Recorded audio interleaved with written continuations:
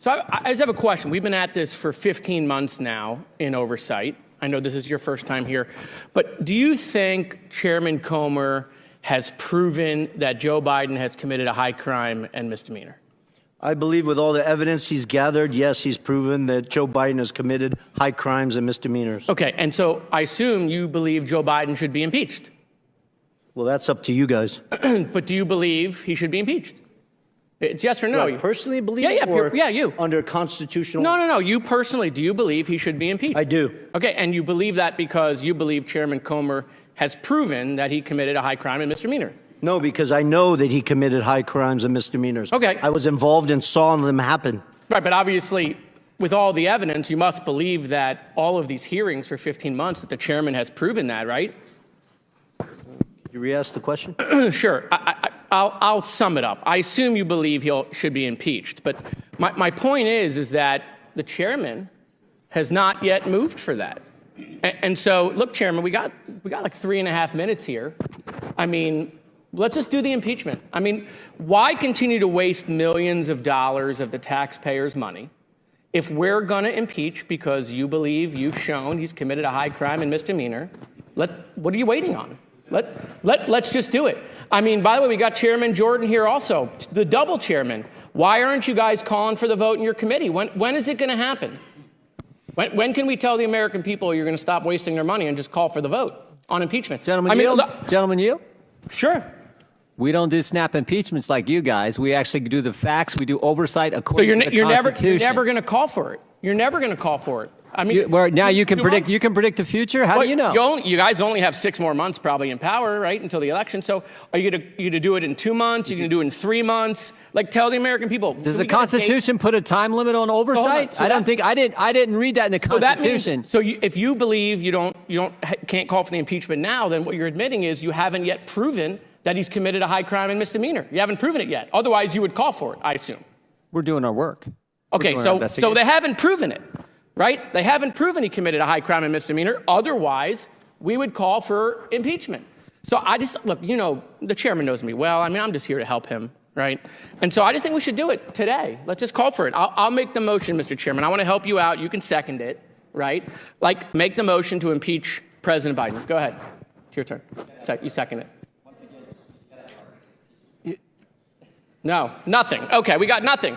And there it is. Jared Moskowitz himself offering to get the impeachment of Joe Biden started himself because he's that certain that Republicans never actually intended to move forward with this impeachment, considering the whole point of it was always solely to perpetuate a narrative that Biden did something wrong.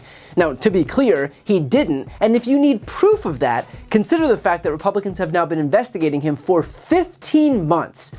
Don't you think that if they actually had a modicum of proof, a scintilla of evidence that Biden did something wrong, that they would have moved to impeach him by now? Don't you think, given how much they hate the guy, that they would jump at the opportunity to do exactly that if they could? And so in the absence of any impeachment vote, what does that tell you? It is clear that there is no basis for impeachment, just as there was never any basis even for impeachment inquiry.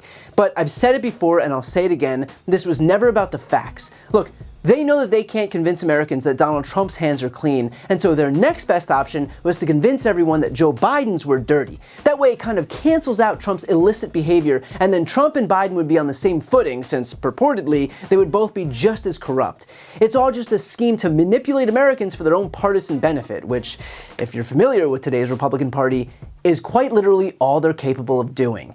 In fact, I interviewed Jared Moskowitz just a few weeks back about this exact issue, and even then, it was clear that not only was there no basis for impeachment, but that they were never actually going to move forward with the impeachment vote. Well, look, if the point of all of this was always just perpetuating a narrative by any means necessary, regardless of any of the facts, why would this actually stop them from barreling forward? Like, it's not like they were... they're going to.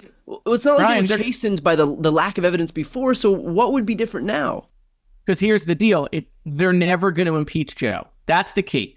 They're never going to call for a vote to impeach him. First, there's no evidence. Second, they don't have the votes. They don't have the votes to impeach the president. How do we know that? That's why they kind of stopped talking about it for a little bit, right? And they pivoted to Mayorkas, right, which they were only able to accomplish by one vote on the day of the election in New York. Now they don't have the votes in the House to impeach Mayorkas, by the way. Guess what? That impeachment is also a waste of time. He's still the Secretary of Homeland Security. The Senate is not going to remove him. He also committed no treason or high crime and misdemeanor, so they didn't do this in conjunction with the Constitution. So, Mayorkas will have to change his Wikipedia page. That's going to be the only thing that'll get accomplished. But they stopped talking about Joe Biden for a while. That's interesting. Did they know? And this is the real question, Brian. How long has James Comer known that Alexander Smirnoff, insert alcoholic joke here, how long did he know, Comer, what Smirnoff said or what was in that form was false? How long did he know that maybe Smirnoff was being investigated, perhaps? How long did he know? And depending on how long he has known, why did he conceal that? He owes that not just to the members of the committee, he owes that to the members of the House, and Comer owes that to the members of the American public who, for a year now, he has gone in front of to talk about this 1023 form. So look, at this point, Republicans have a decision to make. Shit or get off the pot. If Joe Biden did something wrong, then impeach him. They've had effectively the entire Congress. That's all they've done. They didn't pass a single bill to help anyone. They didn't bring costs down. They didn't make healthcare more affordable. They didn't even solve their border issue that they themselves wailed about and that a Republican senator negotiated a bill for. All they did was burn daylight whining about Joe Biden. So if he did something wrong, do something about it. Otherwise, pack it up and go home, because the crying wolf, frankly, is getting tired. And of course, like Moskowitz said, they won't, because they have nothing. The problem is that while their interminable investigations may have worked in the past, like for example with Hillary Clinton and Benghazi, we all smartened up and we've learned their tactics. It may have worked in 2016, but it's not going to work now. And so I'll leave off with these words from Jared Moskowitz as something of a parting message to James Comer, Jim Jordan, and the rest of the Republicans on the Oversight Committee. Well, I mean, look, James, if you're listening, it's over, baby. It is so over. Oh my God, it is beyond over, my friend. Come on, listen to your dear friend here. I have only the best. I'm only looking out for you, okay? I know you stopped having oversight hearings because, you didn't want to hear from me or from Raskin or from, Trust Fund Goldman, like you like to call him. But, look, you're friendly Smurf. I wore blue for you, James, today. If you're listening to me, it is way over.